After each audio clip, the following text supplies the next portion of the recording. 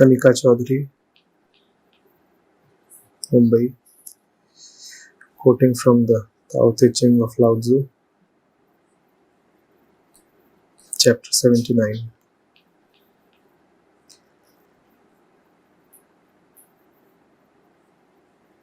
When a great resentment has resulted, even if one tries to reconcile and make peace, there is bound to leave some remaining resentment. Thus, how can this be considered as a good settlement?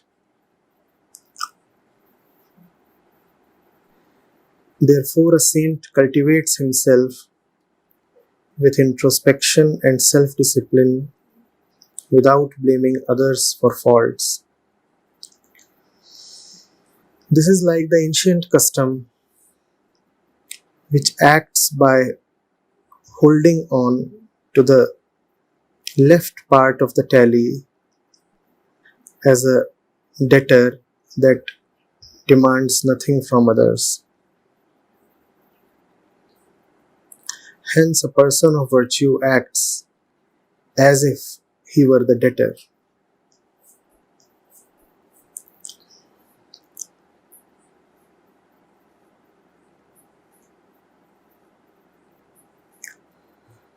And a person without virtue acts as if he were the creditor that demands only from others.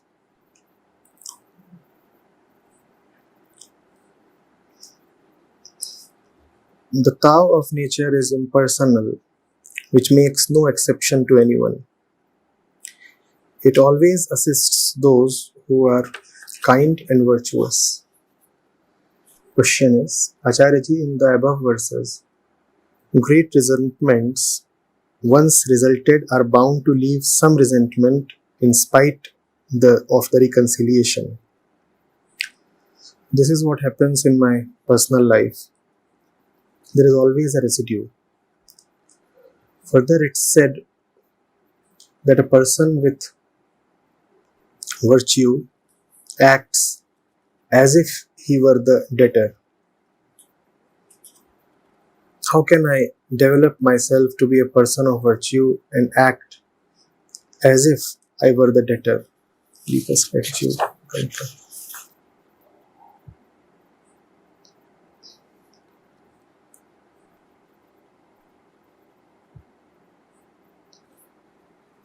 Kanika,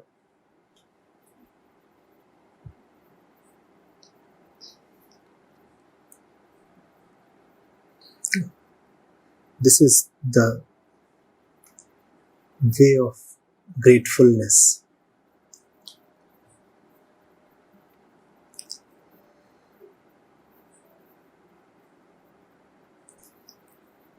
Whenever you are resentful,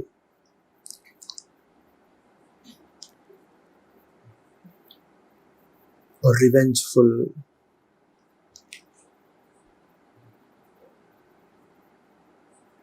or full of complaints, it is actually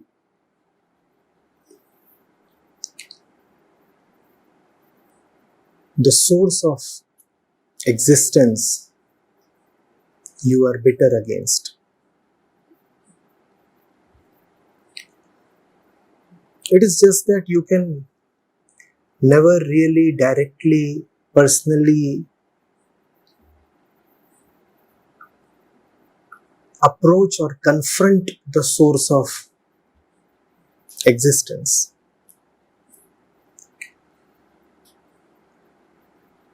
So you vent out your resentment on the various objects in existence.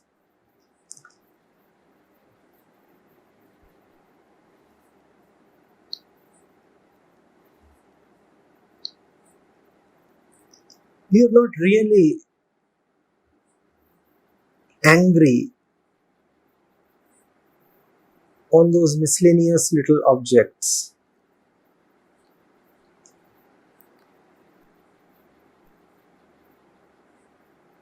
Those little poor ones are just paying the price for being approachable and proximate.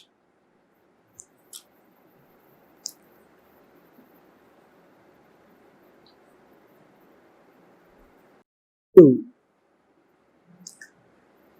witnessed this.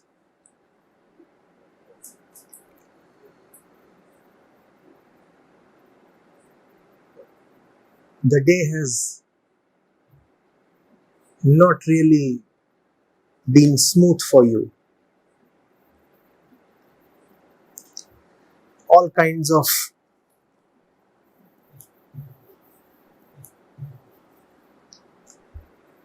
troubles and irritations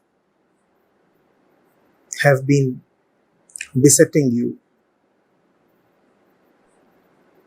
And in the evening, you return to your house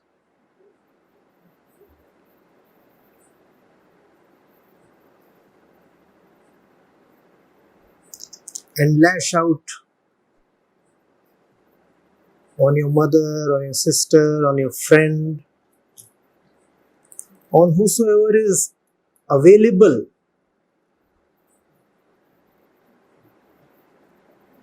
to be hit.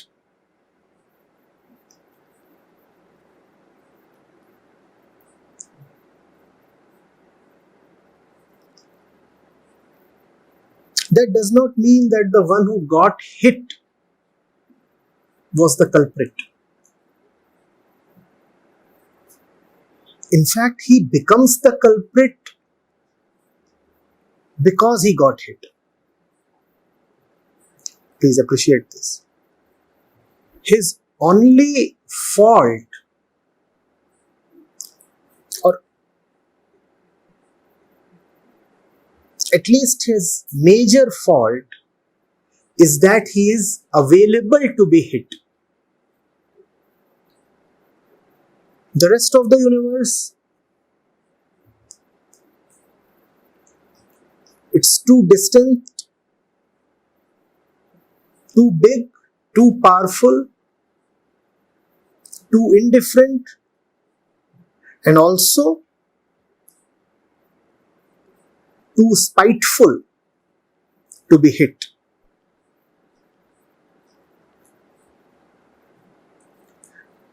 The fellows in the home, they are soft targets. They can be hit.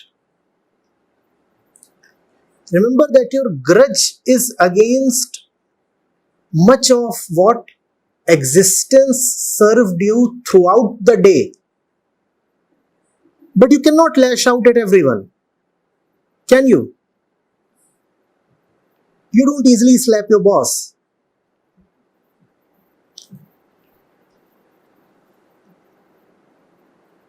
The taxi driver is stinking like hell, but you don't ask him to stop the cab, and neither do you deboard. You just tolerate it.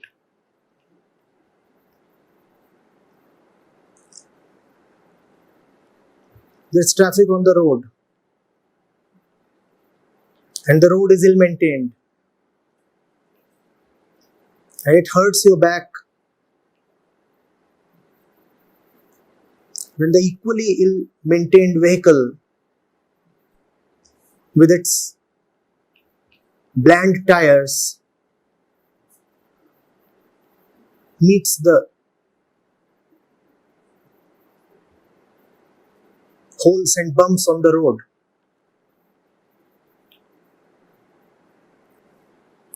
But you can't go and fight the municipality or the government or the larger institutions.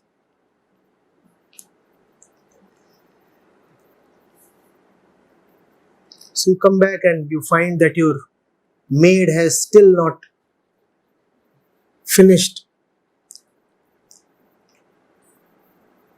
washing the utensils. And you decide that your maid is the center of all evil in the world. And she has had it now.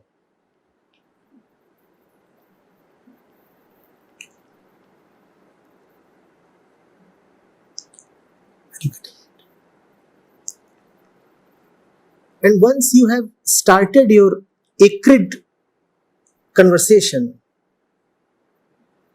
your heated exchange with the maid, soon it starts appearing that your spoiled mood was anyway always due to the maid's misdoings.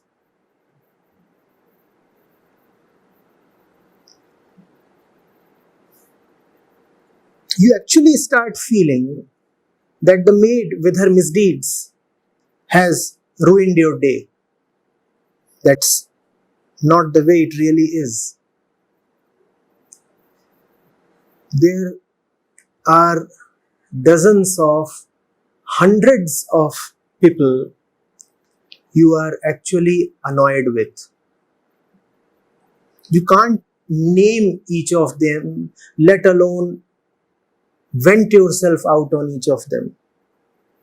You don't even know that you are angry on at least 500 people every day. But they are just too far, too unapproachable. So it doesn't pay to enlist their names. So it doesn't pay to search for them and settle scores with them.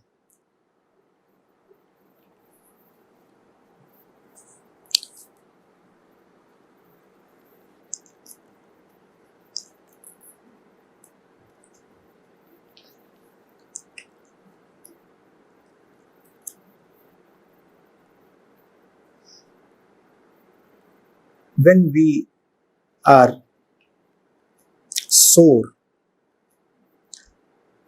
the soreness is with much that we call as life.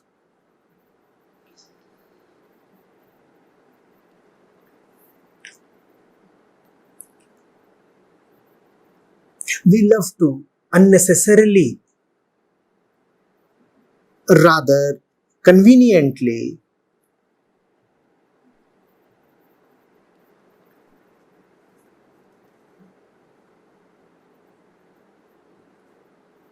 simplify the issue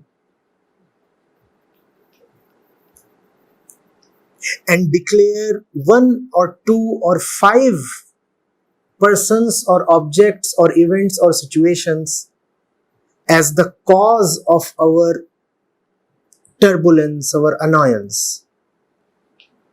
Those five are not the cause. Those five are actually the victims that bear the brunt of your annoyance against the entire existence. They suffer doubly.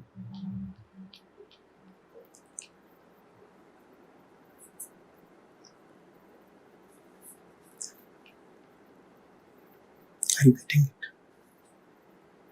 If you ever find a person annoyed with one thing, you must know that the fellow is actually annoyed with life in general. It's just that the one thing he chooses to put his finger on is a soft target.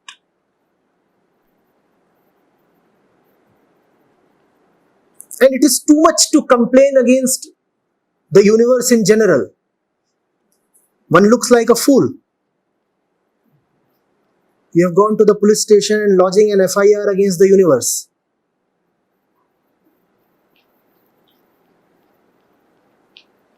So what do?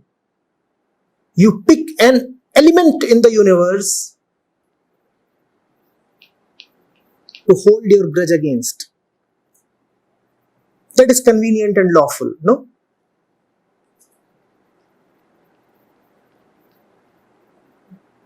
That one, he is responsible for my shattered state. That one. Now you are relieved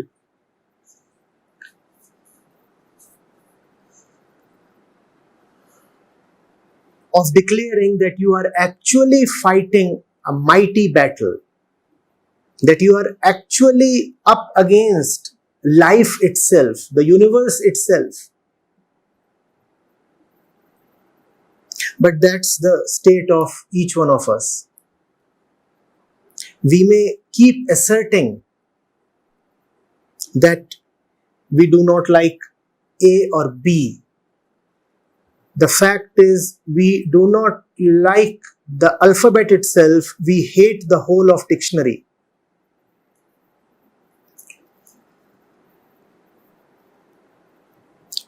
But it is within our scope to conveniently say that we are all right with stuff from C to Z. It is only A and B that we have trouble with. No. If you have trouble with A or B, you actually have trouble with every word in the dictionary.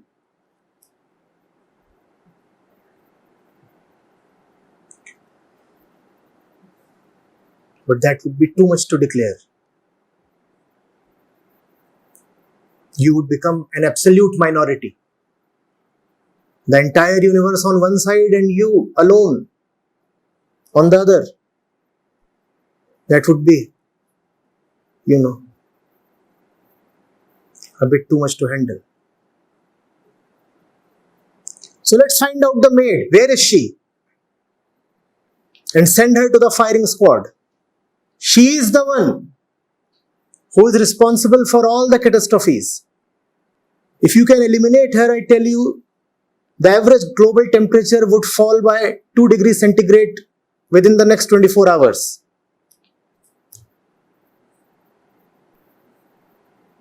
The entire locality finds her so hot. Just eliminate her, and you will be able to save millions of people and species.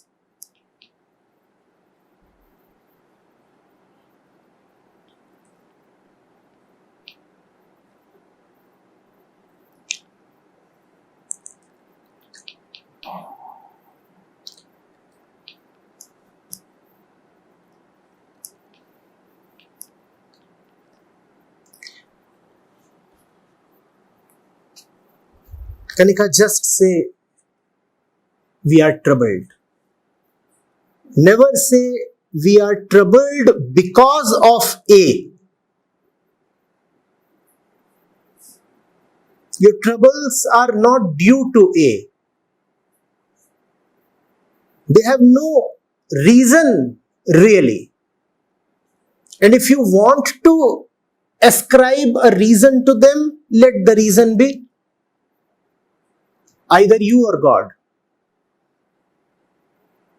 Who is the reason? Either you, the ego, or God himself, who dispatched the ego. Others aren't really the ones who trouble us. It is life itself. And when I say life itself, what do I mean? Life isn't an objective reality. Life is as you live it. The way we live life is what troubles us. Repeating it.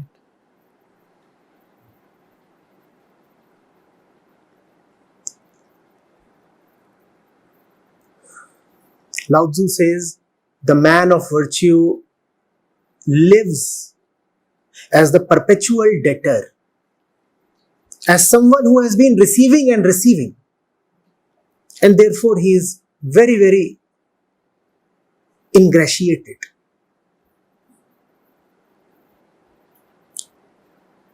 And the man of vice, what does Lao Tzu say? A person without virtue acts as if he were the creditor that demands from others. The man of vice lives as someone who thinks that the world owes him a lot. You know, I'm entitled to such and such things, and why aren't they happening? That's the cause of trouble.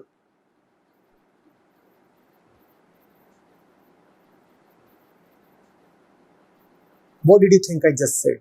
Did I say that your sense of entitlement is the cause of trouble? No, not exactly. Your sense of unmet entitlement. You are entitled and you are receiving what you are entitled for. You are the king of the universe. You are surely entitled.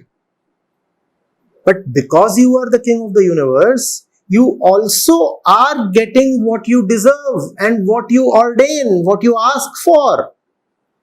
And if you aren't getting anything, it is because the king himself has instructed that he is fasting and he should not be served anything for the next 7 days. The king has put it out in black and white. These are standing instructions from the king. I am fasting. Do not serve me anything for the next 7 days. And if I see anyone coming to me with anything to eat or drink, he shall be immediately beheaded.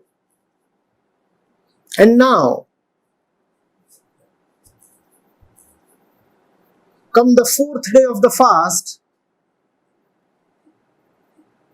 and an empty stomach has turned the king delirious. He has totally forgotten about all past and future.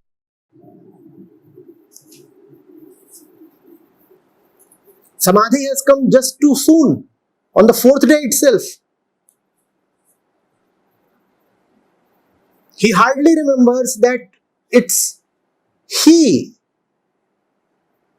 who enjoined that nobody should serve him any meals. Now he has grudges against the entire kingdom, against the entire universe. Why is nobody serving me anything? Because that's what you want, sir. What is he doing now? He's roaming here and there, trying to spot somebody to assault. And the one who gets assaulted becomes the culprit. Because the king is the king and the king cannot assault somebody for no reason. So if somebody has been assaulted, he has to be the culprit. That's how the ego operates, doesn't it? If I'm angry at you, you have to be the culprit. Otherwise, how could a just man like me be angry at you?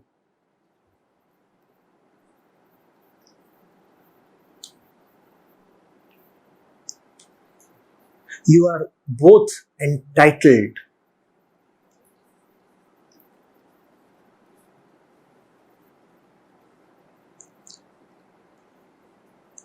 and empowered.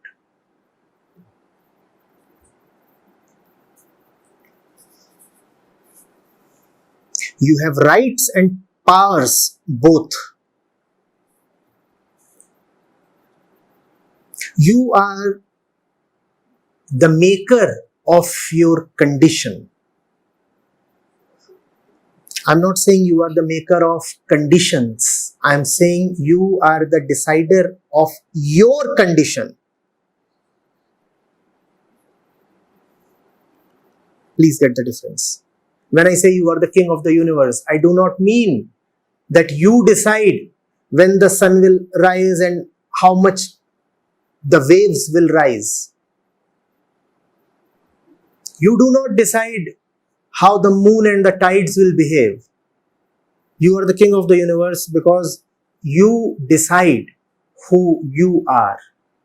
And the universe is a mere reflection of who you are. If you decide who you are, then you also indirectly decide what the universe is. Objectively, you have no hold, no control over the universe. But subjectively, you have all the control over the universe. And you do not live in an objective reality. You live in the subjective experience of yourself. Don't you? It's hot. When is it hot? When you experience that it is hot. Otherwise, it is not hot.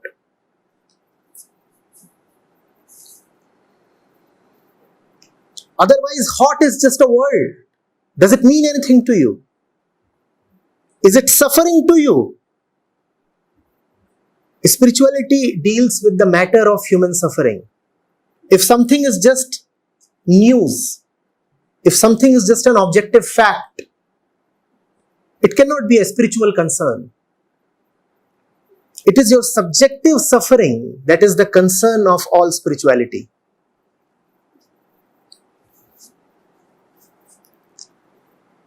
And your subjective suffering is decided by yourself. You are the king of the universe. You have no control over what the temperature is right now in here. But you have full control, or potentially you have full control over what the temperature inside is. You are entitled to have that control. You may relinquish that entitlement, that is another matter. You may forget your powers, that is another matter. But potentially, you have all the power to decide the inner temperature. Are you getting it? The man of virtue lives in this remembrance and realization.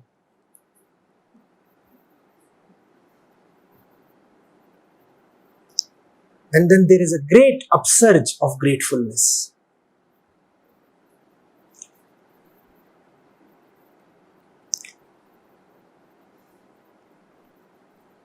A wide-eyed wonderment. Oh, you may say, a semi-closed-eyed wonderment. Either way. Childlike, you are wondrous with wide eyes. Buddha-like, you are wondrous with semi-closed eyes.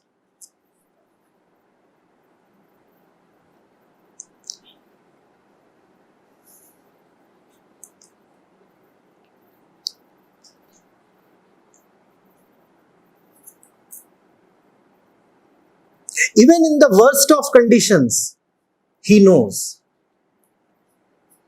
that it is in his powers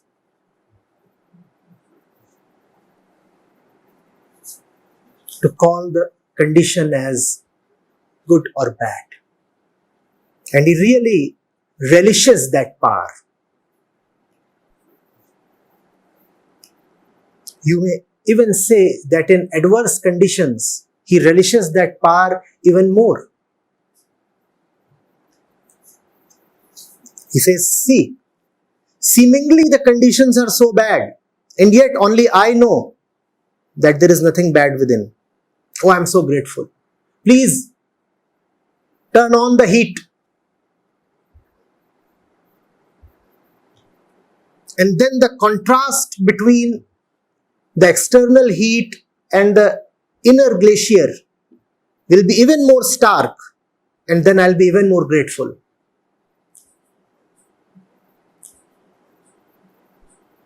Outside it's 50 degrees. Inside, it's 15.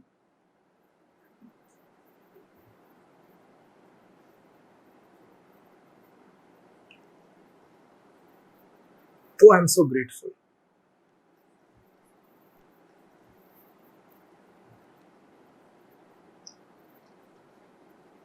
That's the mark of the faithful man, Adversities turn his faith even stronger. And the one with a fragile faith,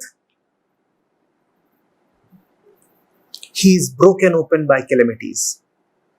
Calamities are, too strong a word. He is broken open even by a little bit of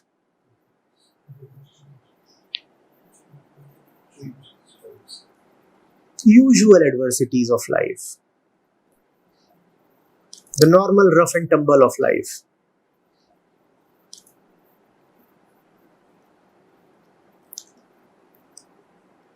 The man of faith would say, great that I had to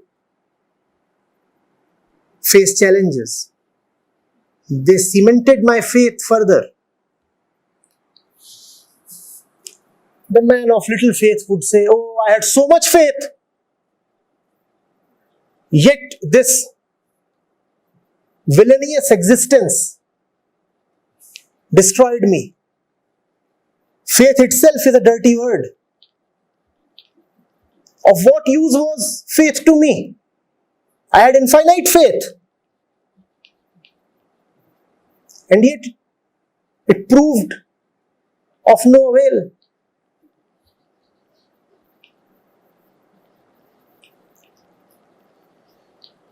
So, Kanika, it depends on you.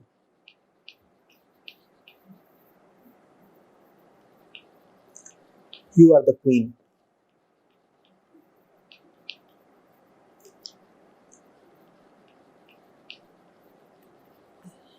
You decide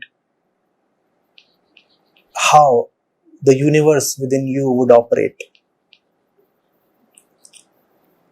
If you want to act troubled, that's your free will.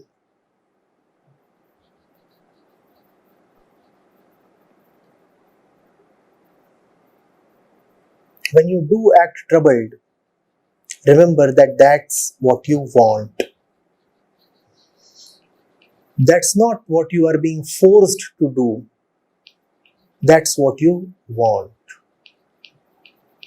And then it is okay. Then you can enjoy being troubled a little bit on the outside. But inside you won't deviate.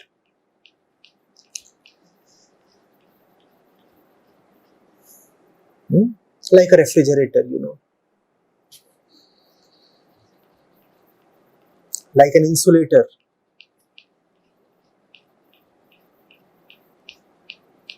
Have you ever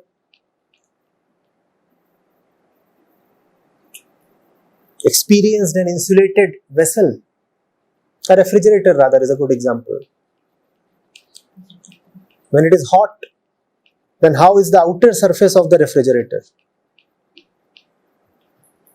Hot. But irrespective of how the outer surface is, inside, chill. January, inside, chill. February, inside. August, inside. October, inside. January, outside. Chill. May, outside. It's okay. On the outside, you can pretend to be like others. So that little spoon is hot in May, and the refrigerator is also pretending to be hot and enjoying a little bit of gossip with the spoon. Oh, it is so bad these days. Everything is hot. Outside, the spoon is 30 degrees. The refrigerator too is 30 degrees. So these two are buddies. Buddies on the spoon will never know that the heart of the refrigerator is super cool. The spoon will keep thinking that the refrigerator is just like me, Yeah, we two are buddies. Hot buddies. The life of the man of virtue is like an insulated vessel. There is something in him that does not allow the external to become internal. So his external looks and temperatures can be very, very deceptive. Don't be like the spoon. If you measure the man of virtue by just his external temperature or conduct, you will be deceived. He has a large interiority, and that large interiority will never be accessible to spoons.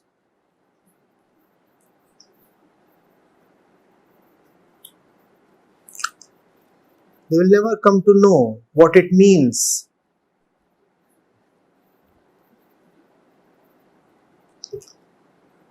to be in one cool state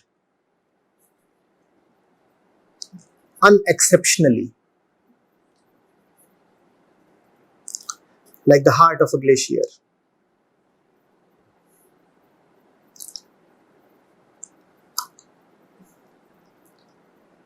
Melting on the outside, solidly frozen on the inside. Sometimes even filthy on the outside. Happens with unfortunate glaciers like Gangotri that become accessible to mankind. People go and walk over them, at least on the periphery.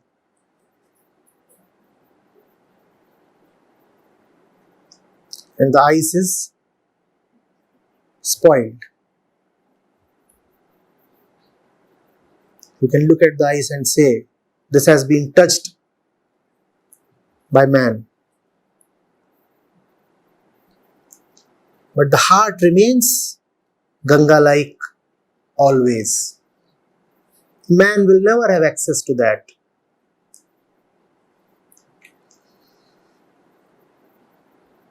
Well, metaphorically.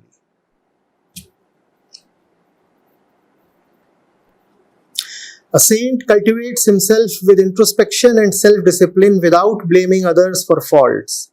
That is the one difference between those who get better, improve in both the worldly and the spiritual sense, and those who do not. In fact, you can divide all mankind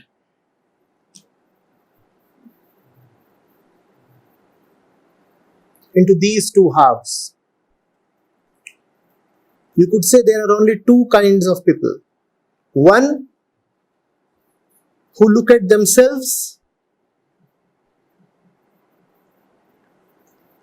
and try to be better, and those who have the entire world to blame for their miseries. Only two kinds of people.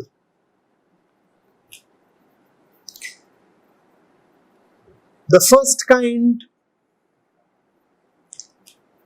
on facing a reversal, a challenge, a setback or a hurt, retreats within himself, tortoise-like, and tries to figure out what is wrong in the inner functioning, in the inner location, in the inner constitution. The moment something goes wrong, he contracts within. He wants to find out how did he allow it to happen to himself. He faces an insult. He does not blame others. Instead, he just stops and asks himself, what did I do to allow this to happen to me?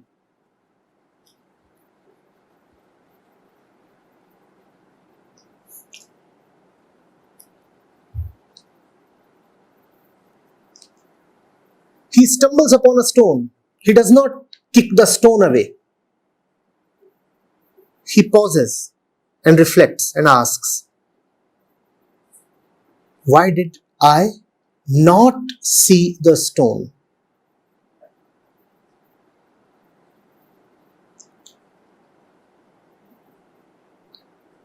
And then gently he may pick up the stone and keep it aside.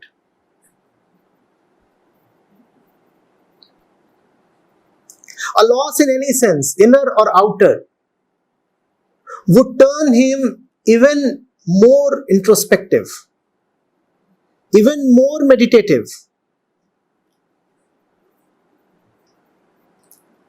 If he has not been thoughtful, he would turn thoughtful.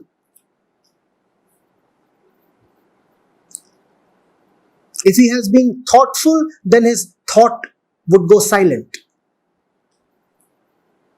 Some change for improvement would be brought about in his inner condition by every setback he experiences. In fact, that's his method to get better. Experience a setback, get better. In some way, he has learned the art of utilizing all setbacks. He knows that all setbacks are there to reveal something to him. The moment he discovers a problem within,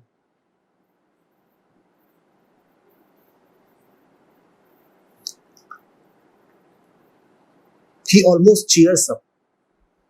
He says, wow, I've just figured out one more chink in the armor. You could say he is almost like an ethical hacker. He pays himself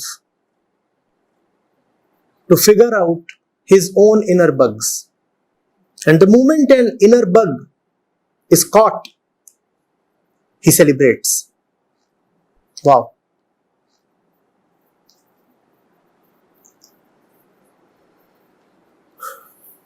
One more potential troublemaker has been arrested.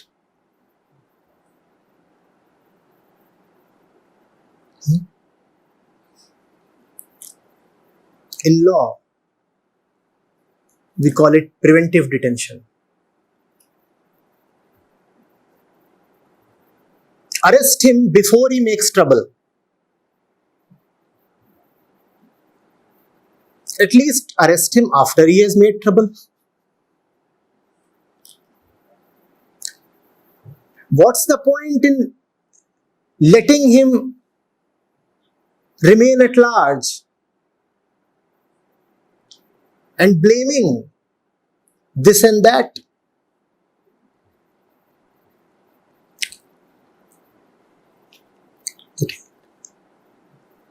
If you ever want to figure out someone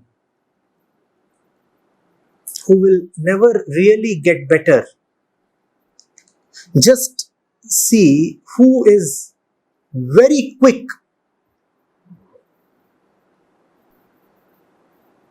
at finding mistakes in others.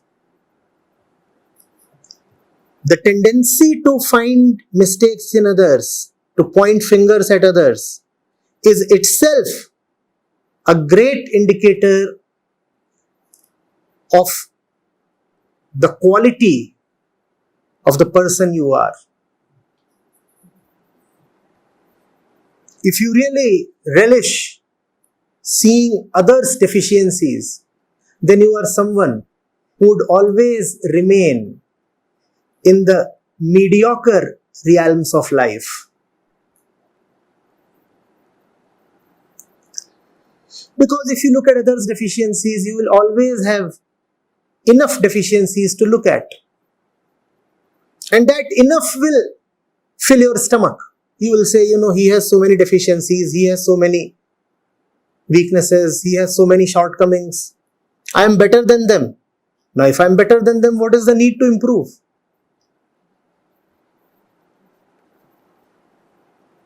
And if you want to pick a great winner in advance, if you want to prophesize who is going to turn out a champion,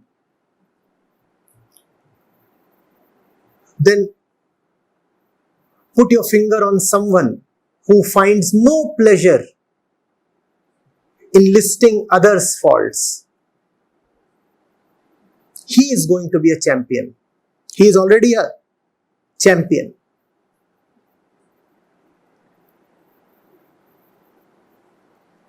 He would simply ignore others' faults. This kind of lowly pleasure would have no appeal to him.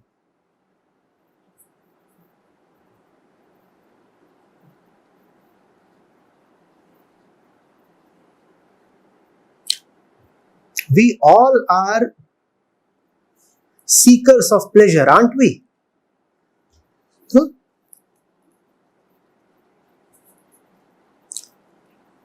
At the lowest level are carnal pleasures. Then there is mental happiness. And then there is spiritual joy. What is common amongst all three is that man wants to avoid pain and consequent suffering. Right?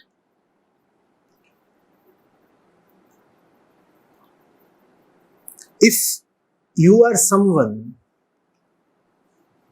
who fulfills his quota of pleasure just by seeing others' mistakes and shortcomings, then you would not even require spiritual joy.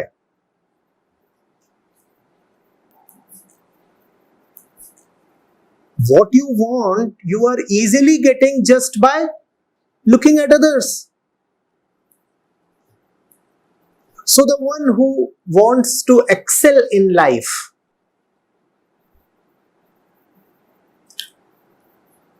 does not allow him to be easily satiated. He would not allow himself to be easily pleasured. He would say, no. Lowly pleasures, I will not take them. I'm fasting, and that is the real meaning of fasting, I will not take lowly pleasures. Food, for example, is a lowly pleasure.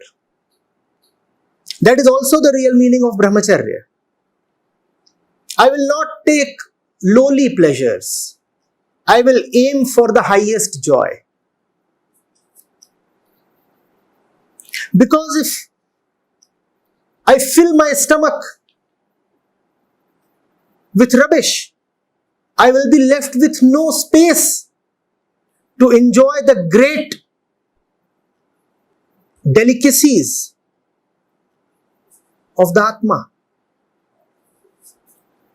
Don't you do that? When you know that there is a great feast in the evening,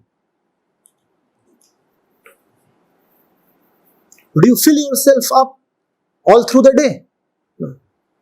You say, rather, I'm fasting. And this is not a corrupted meaning of fasting. This is the real meaning of fasting.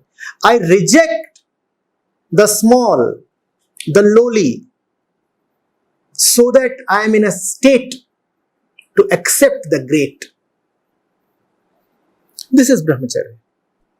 if I just give myself basic pleasures and fall off to sleep, pleasures like sex, let's say,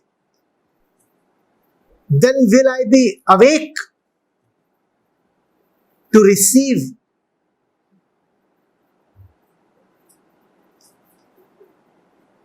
trueness when it arrives?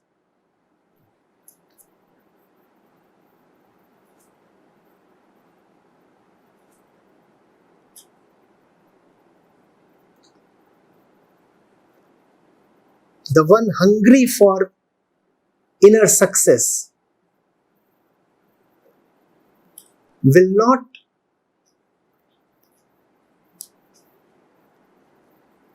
succumb to his hunger.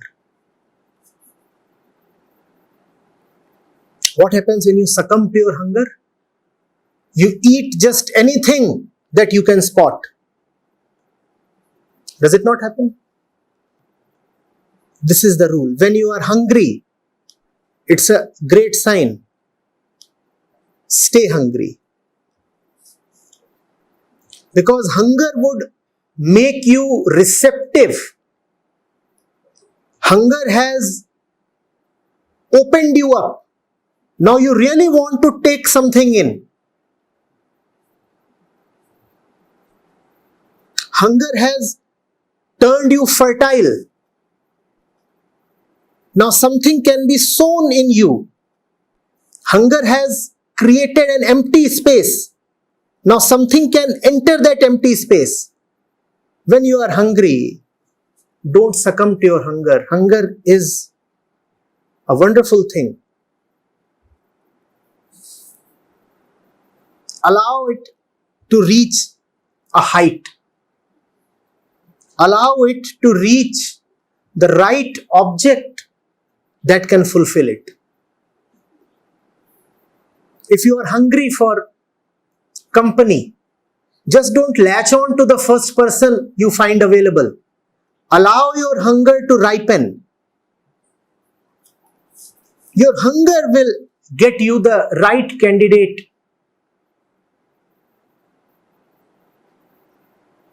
You can be with. But that's not how we operate, no? You have said that even after you reconcile, there is always a residue, a remaining resentment. That residue is because you have been reconciling with the wrong person.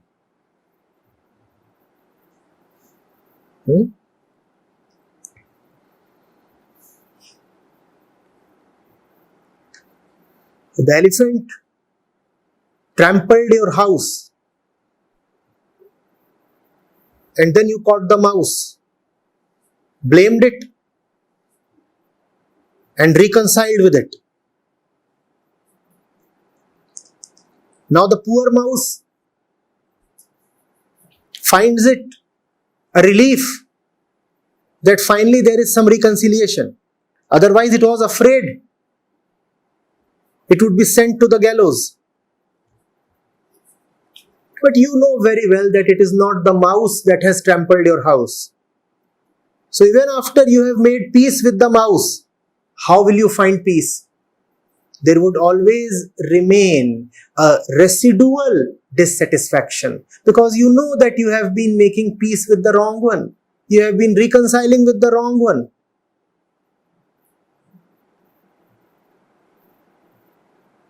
Internally, you are unhappy with God.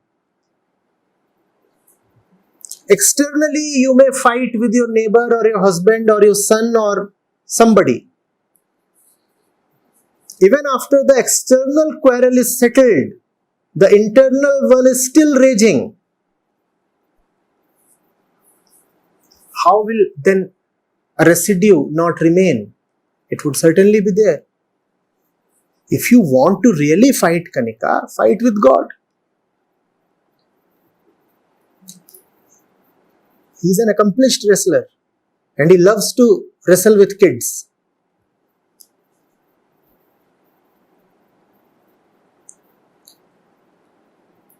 Why are you just picking upon all and sundry, any random one?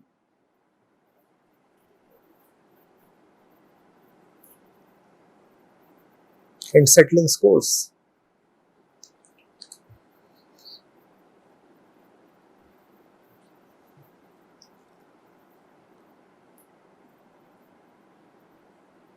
Go to the center of your dissatisfaction.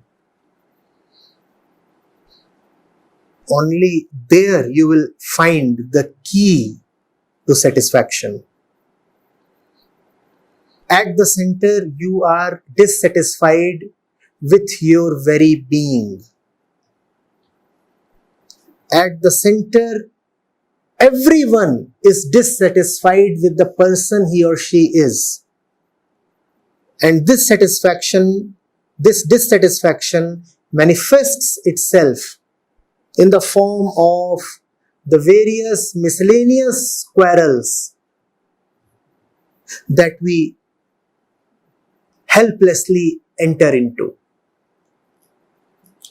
Because we do not like ourselves, we do not like anything about ourselves and around ourselves. Fundamentally, we just don't like the way we are. That is the real reason of our annoyance.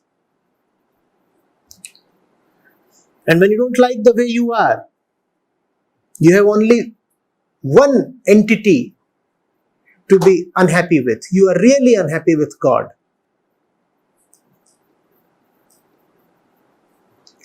Go to him and ask him, why did you make me like this? Go to him and ask him. Maybe that will remove your dissatisfaction. I've seen it happen, you know.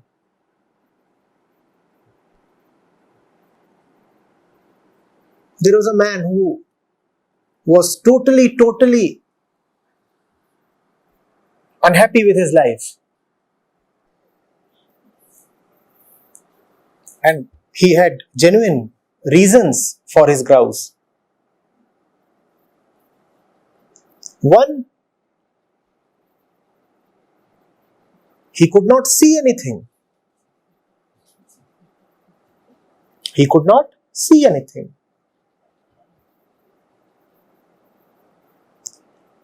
And second, he was told that he was very dark. And somehow he didn't like being very dark colored. That too must have been told to him, that it is not right to be dark colored.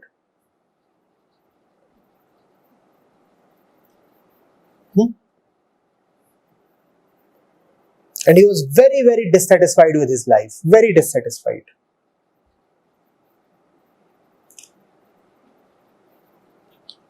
Two huge problems according to him. One, he could not see anything. Two,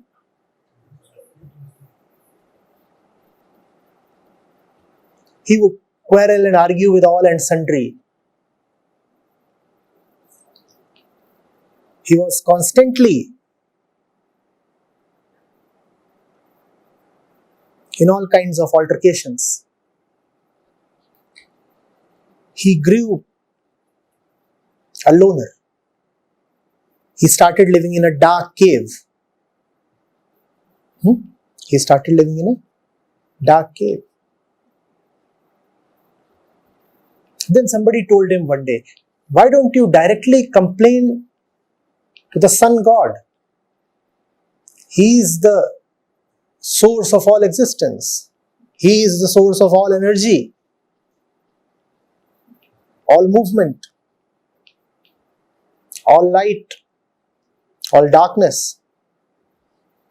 Why don't you go and complain directly to him? Why did he make you like this? So he came out of his cave.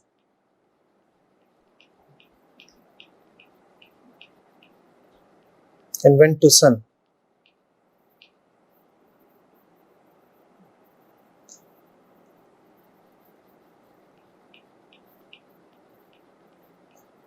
and he went to sun to complain of his dissatisfaction with his life. He went to the sun to complain that he was not happy with the way he was.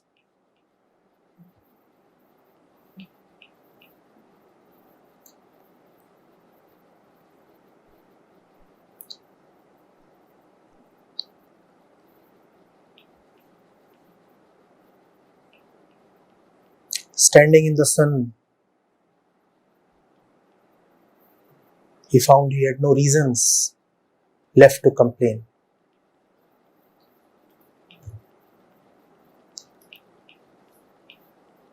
He could see. And when he saw that he was not at all dark colored.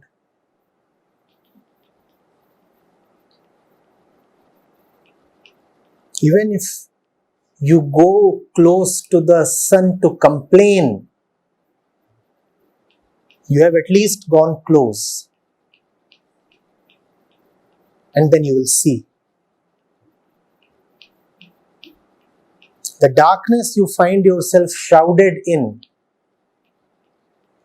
is because you are so alienated from the sun that you do not approach it even to complain.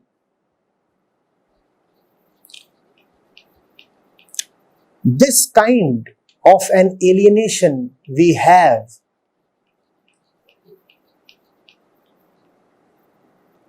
from the sun. Forget about being grateful and going to the sun to offer obeisance. Forget about being full of gratitude and going to the sun to offer one's love and respect. We are so cut off from the sun that we do not go to it even to offer our grudges and dissatisfaction. Even if you go to the sun to offer your dissatisfaction, you will not remain the way you think you are. You live in your own cave and there obviously you cannot see anything. You live in your own cave and there obviously everything including you is dark. Go to the sun. Just to complain, go to the sun. And you will find that everything about you has changed. You are no more the way.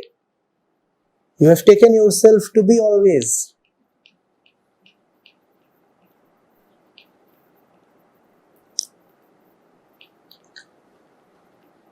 So why are you the way you are?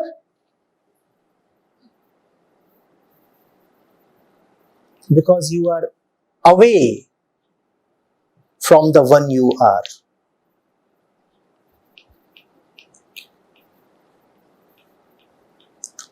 Why are you the way you are? Because you are away from the one you are.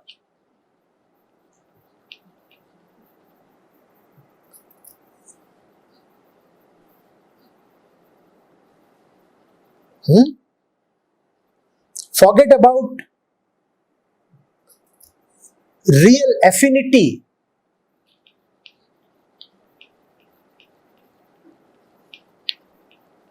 We have solid indifference against the truth. Indifference is worse than affinity and worse even than acrimony. There are people who have affinity to God. All right. There are people who have acrimony against God. All right, possible.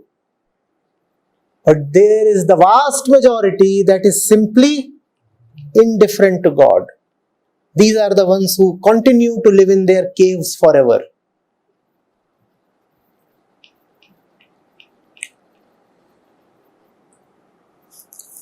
Nanak Sahib said, Tan man jo toko diyo tase nehu nakeen. Kahu Nanak sun baware kahe dolat deen. He was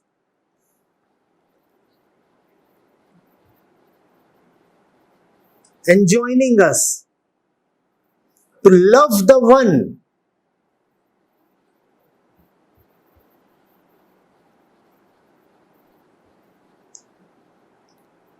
who has given you everything. But that was a different age. People were innocent. People could easily love. I'm asking you, if you cannot love, at least go out and go close to him in order to hit him hard. But please don't be indifferent to him.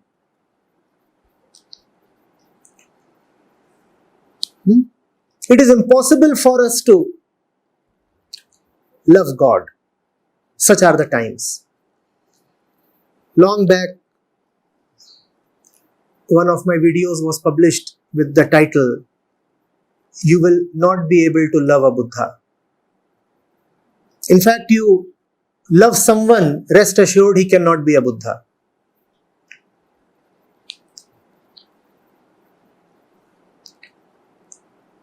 When that video was published, I was hopeful and I was trying that I will be able to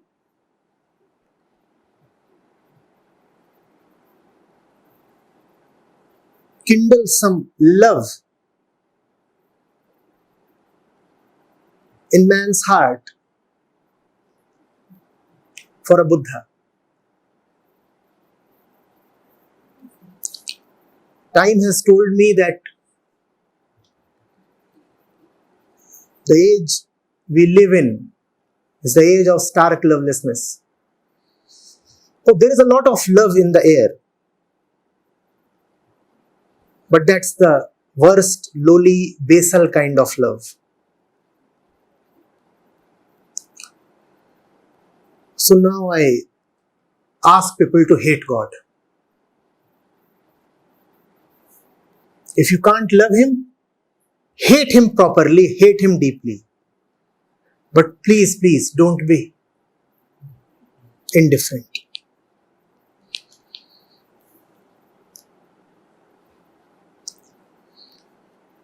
Don't keep simmering within your caves.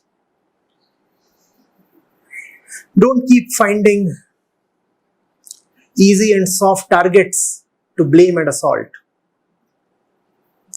If you're not happy with something, accept that fundamentally you are unhappy with your life in general.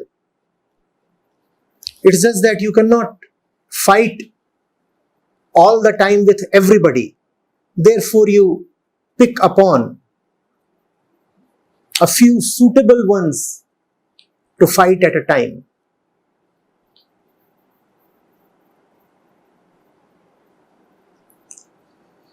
Are you getting it?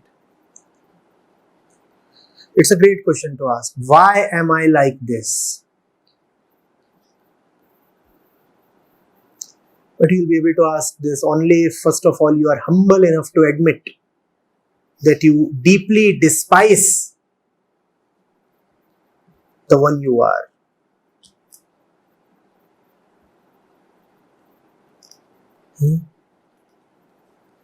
How will you acknowledge that you deeply despise the one you are? Are there any telltale signs? Yes, there are. A made-up life is the clearest sign that you despise the one you are. Otherwise, why would you make yourself up so much? Make yourself up in all senses. Physical, mental, emotional, financial, social, even spiritual. If you were really alright with the one you are, why would you always be so eager and nervous and anxious about putting up a mask? Why would you always try to become somebody else?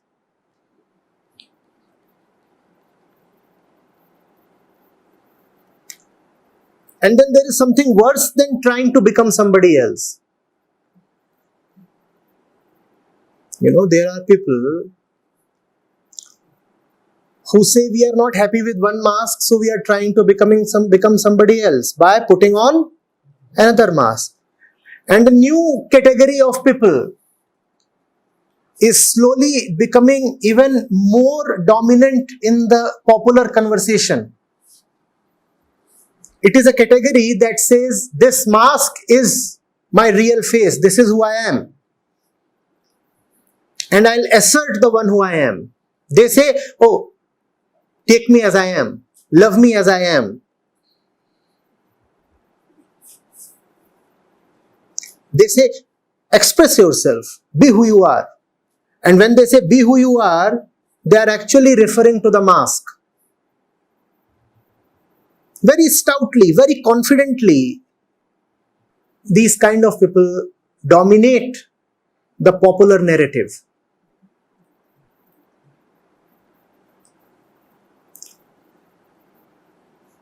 They say, so what if I am gluttonous? That's the way I am. Take it or leave it.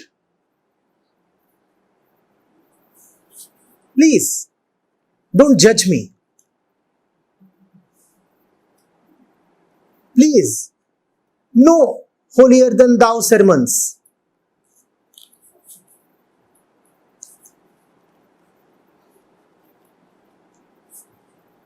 I love to gossip. That's the way I am. That's my reality, And I don't even want to become somebody else.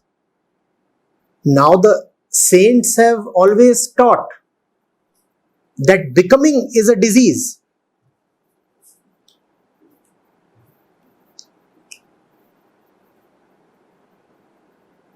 And such people, in a sense, are living exactly as per the saints because they don't even want to become better.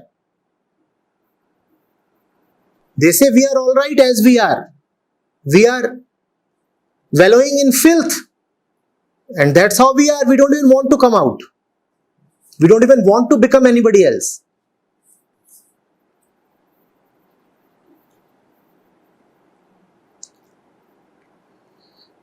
These are special times, The teachings of the past, as I said, were for innocent folks.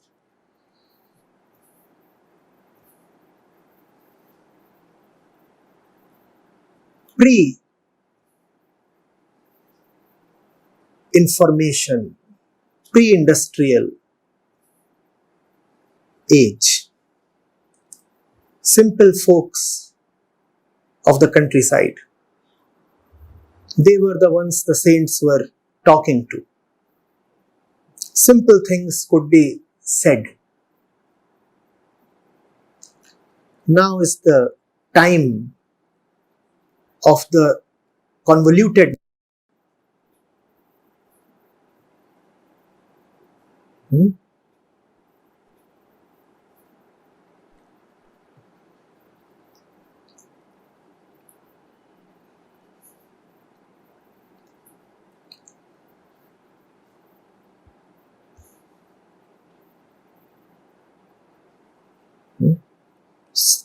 So I say, if you have problems with your life, acknowledge them and go stab God in the heart. Maybe that is the only way you will ever get close to hugging Him.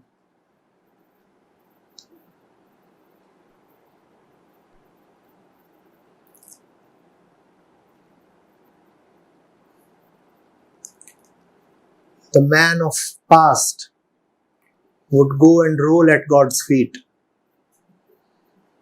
That was his way of gaining nearness. The way you would gain nearness is go and stab God in the heart. Maybe you would end up hugging Him. Maybe you would not. Who knows? Maybe this God fellow is all bogus. Finish him off. Maybe you are to be remembered in history as the God slayer. Go and claim your position. But please don't keep on